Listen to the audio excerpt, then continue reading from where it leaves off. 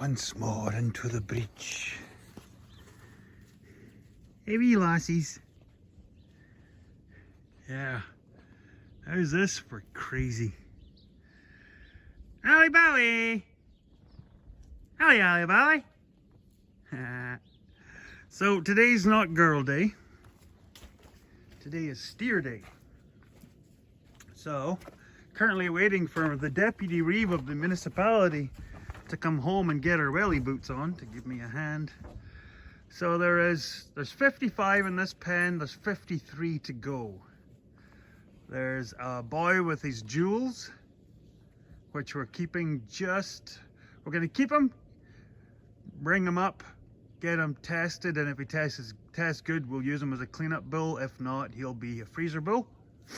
And then there's a wee fall calf totty, as we call them, wee totty, in there. So those two are staying back. So the 53 are going. You can see some of the big chungas there. So yeah, that's what's going today. So I'm just trying to remember. Let's see, it's a 16-foot trailer.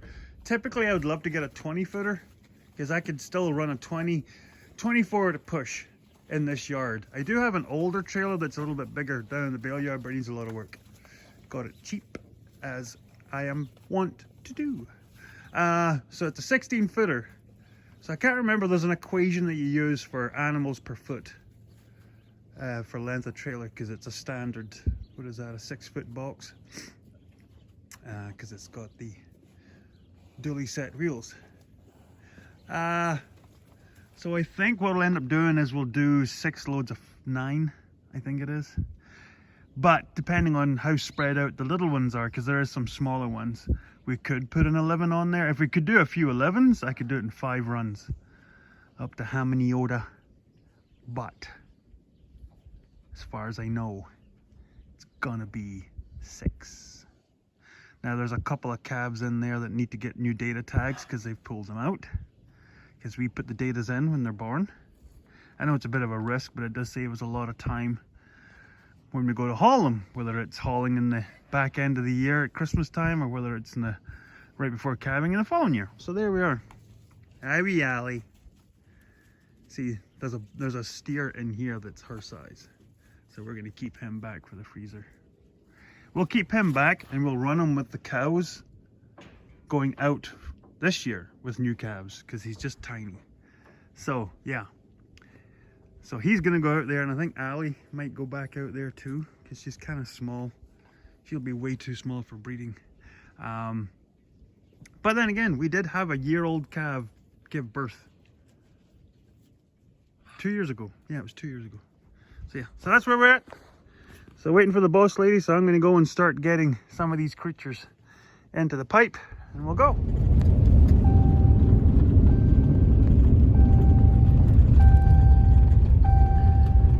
I don't know. I might need to stop and clean this. Yes, my phone has been in calf poop today. It's been that great. So yeah, due to unforeseen circumstances, I had to load the first 33 steers by myself, which was not fun.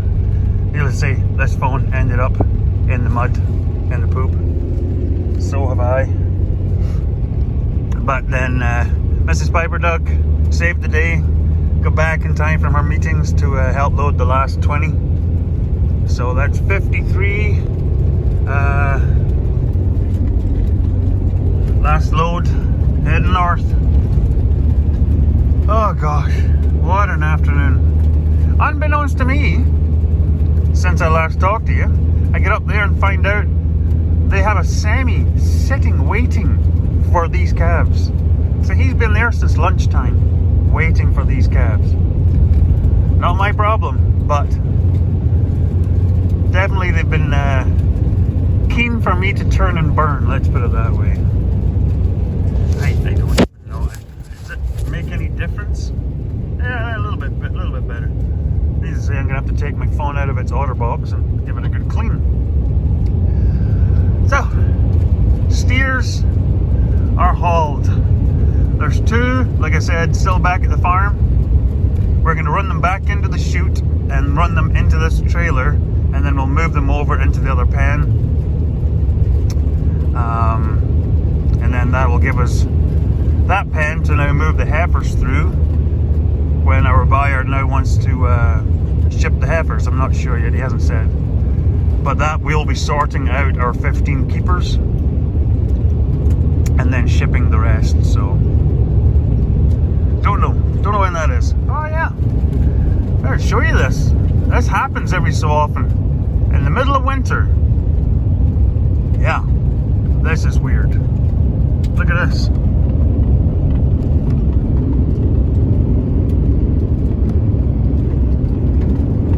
Open water. There's a spring somewhere in here.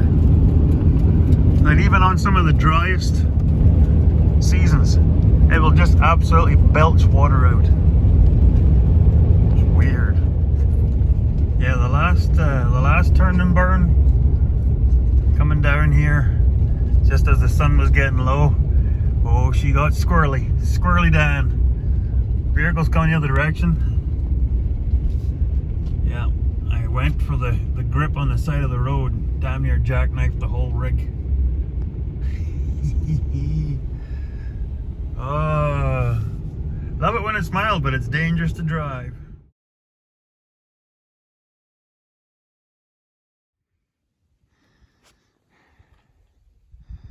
Always nice to see. Girls are all laying. Don't think there's any out in the field. Because they got alfalfa out there last night after I was done hauling calves. Couple over there picking. Yeah, happy as can be. God, the day has barely even started. Honest to gosh. Oh well, at least it's red. Well, it's finally gonna happen, everybody. I'm gonna try and get ahead of the pigsty. Get my workbenches up, lower shelf, and then start getting racks up so I can start putting a lot of this stuff away. Get organized like a growed up. Yeah, it's lovely sunshine out there, but it's still about -10 and there's a breeze. So the shelter is on a little bit of a standstill. Plus, I'm using up a whole bunch of old 2x4s. They're kicking around in here, laying against the big paperweight. And so I wanted to see what all 2x4s I need to build these shelves, and then all the rest of them are getting cut into little short dunnage. And those will be the scabs for the strap, not the strap, the purlins on the shelter roof. Because you've got the 2x10, and then I need something on the 2x10 for the 2x6s to stand up on their edge to be attached to. So what I make is a whole bunch of little short 2x4s that are screwed to the 2x10, and then you screw the 2x6s to. That's what I did with this shelter out here. So once I get all the stuff I need for these workbenches done, then everything else is getting cut up. Because hopefully, once I start getting through this, a lot of this clutter will start to disappear, like these sheets of plywood are for the workbench. So that's my excuse. Well, one step closer. So that's pretty well. The bench is done. Heavy shelves here. Extra humdinger bench here. So that's 3/4 inch plywood on 2x10s. Only because it's 2x10s I had kicking around. They failed.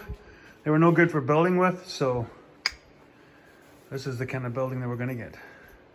Over here is 5/8 plywood. See, it's tongue and groove. It's what was left over from up there. And then I had some old thin shiplap. As you can see, I think it's 5/8. So it's not strong. Like But this is for just like boxes, filters and stuff. So it doesn't need to be like this. Will be for tools or welders or engine parts and stuff. But same thing over here. It's 2x10s, weathered old 2x10s, and then 5/8 plywood. So she's strong. And yeah, started to hang up my old tools. Oh, that's so nice. I love organizing. Yeah. So, not really. Oh, geez, you're all the way. You're all the way in there. So I got to put up all the rest of my wrenches, but I also need wall space for shelves for all of my bolt bins. So I might put the wrenches here, and then this will all be shelving for my little bins, because I have bins for everything. Bins and bins. The weird thing is, I only have a small hobby bench. I have a bigger hobby bench. Vise. My vices. I have a bigger vise over in the garage, but I'm not going to undo it. And I have a little one. I'm going to get a big one.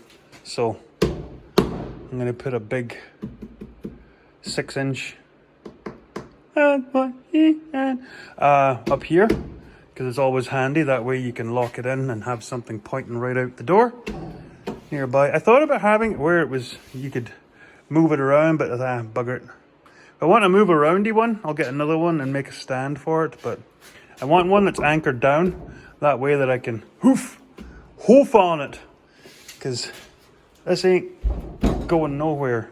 It's got to settle a bit, because some of the wood was starting to warp. Warp speed, Captain! So yeah. Oh yeah, and there's a big space there, just in case I bring my TIG welder over from the other shop, because I want to get a short bottle for it. Because I like having the big bottle for the MIG, because it's the gas I use the most of. But because TIG uses argon, like full argon, I'll just get a small bottle and it would fit in there. So that's where, in there. So yeah, I've got both kinds of plugs here. And then I have another big plug there. But that's for the mighty press. That's the press that came from another shop. So that's a nod and a wink to the old farm, as well as all of my other nods and winks around here. So yeah, another night coming done and dusted. 10:30, time to go in. Oh my gosh, what am I doing? What am I doing here? Well, this is part of a project. As you can see, steel, and the plasma was out, and yes, I was using a mask. I'm making a mount. Just keep tuning in. You'll see what this is about. It's a flying saucer. Okay, I better get going. It's late. Well, they're up. Well, we'll just leave it at that. So that's all the beams up. They're up and close, we'll put it that way. So, like I said in one of the previous videos, I'm going to square the tops, because as you can see there, the tops aren't square. This whole center has to come this way, about just shy of 3 inches, I think. So what I'm going to do is just get the laws of average, because this thing doesn't have to be completely and utterly NASA square. Close is good enough for this place. Because yeah, like I said, these posts are all 16-foot centers now, perfectly, all the way. So I'm going to use these tubifers and do the 12-foot spacing I said in the previous video.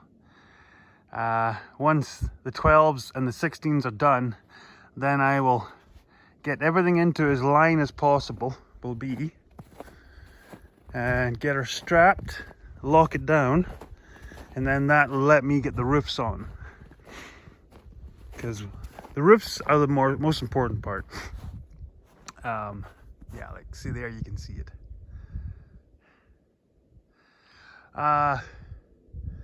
So yeah, and like I said, come nicer weather, I'll be able to move the bottom of the posts over.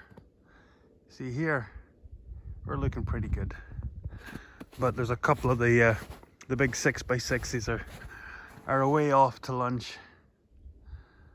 Yeah, like that, I'm not too worried about that sort of thing. That's maybe like an inch and a half or whatever, but so yeah. It's all the beams up. Whew! They were fighting me. They are not light. 16-foot 2x10s by myself. All by myself. I did it all by myself. So yeah, most of the people will be like, well, how the hell do you put both ends up at once? That's my secret, and I'm taking it to the grave. And no, I didn't use any tractors or machinery. Just put a little screw out to the side, angled one end up, stuck it into there, into the notch, and then walked up the other end with the beam on the ladder. Threw it up onto the plate. Yeah, you'll notice the end of the beam does not hit center on the plate on the ends. There's a reason for that. There actually is. These 2x10s are actually not 16 foot. They're anywhere from 16 foot and a half inch to 16 foot and a whole inch. So I didn't bother cutting the extra off the end of the end 2x10s because the more the merrier. So yeah, that's why you'll see it's a little extra there. It's always good to have a little extra on the end of your wood, isn't it, guys? Yeah. Okay. Get on with the secret project. Can you see it? Can you see it? Oh, there's a ladder. Oh, better not look at that. That's how it works. See? Snow up on that roof. Clear. Giggity. Well, I'm going to put a new bulb up there. Try another one. Because we already did one LED, it lasted 1 year. I'm going to try one of these. Look at the size of that thing. Anyway. So yeah, these are all LEDs. Apparently it's to replace 1,000 watts, they said. So, I'll give it a go. Yeah.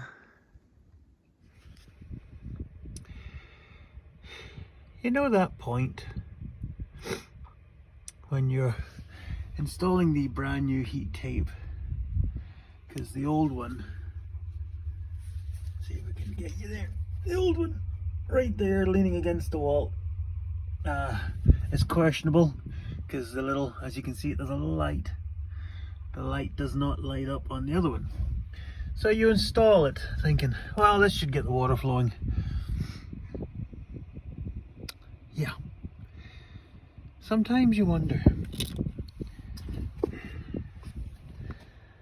I come over here, I get down, I didn't even look.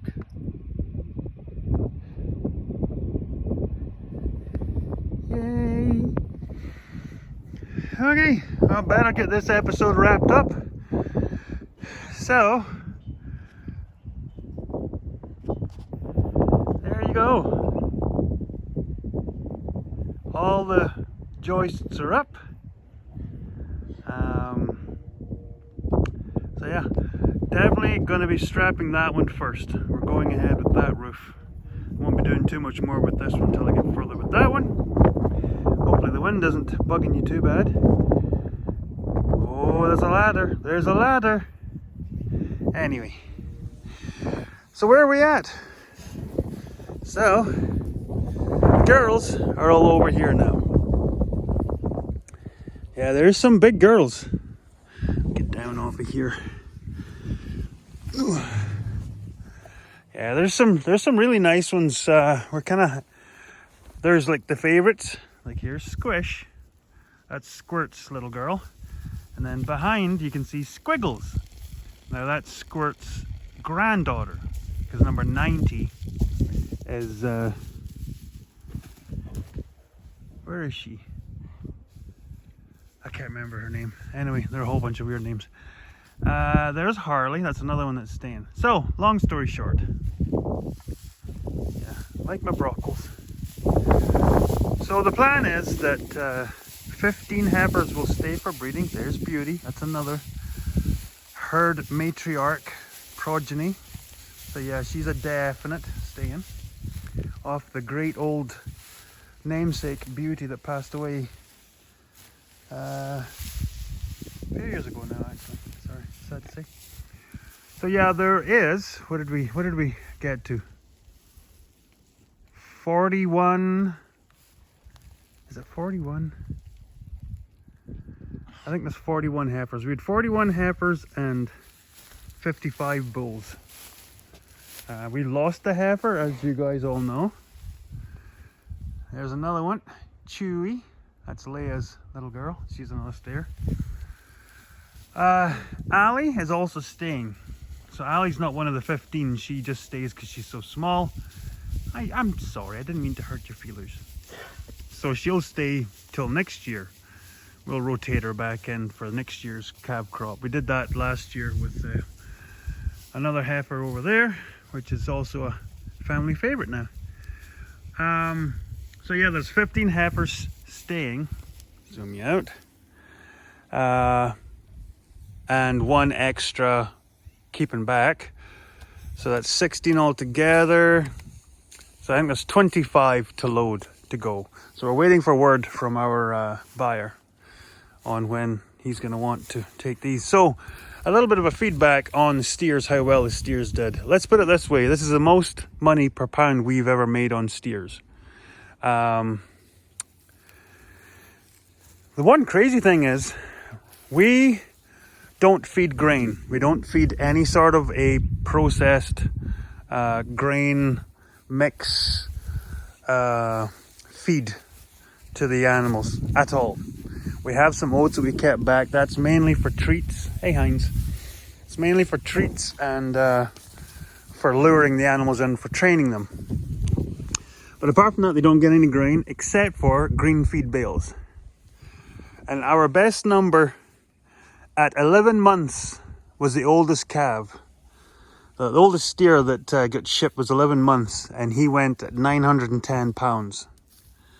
So, like I said, the fact that we do not feed any grains, as in feed mix, I think that's pretty good. I just kind of figured it's so much extra cost, either buying in grain or processing grain through bruiser, crimper, mix mill, all of that stuff. So yeah, very, very happy with weight gain on the calves. Like even some of the heifers are doing real good. Like there's some big girls here, even for, some of them are only 10 months old. Some of them are even closer to 9 months. So yeah, so that's where we're at. Yeah, you've got a bit of everything. Here's another one of my favorites, little girl. She was an orphan, gave to another cow, did really well, didn't you, darling? Yeah. So yeah, you've got the structure across the road. You got the building in the workshop, hauling the steers. So yeah, hopefully you come back next week for the next episode. And you never know what's going to happen around here. Some eyes might be watching. Oh, I'm not going to show you what's going on over there. So yeah, thanks for watching. Like and subscribe. Allie. Allie Bally Bally. Hey wee girl. Hey Chewy.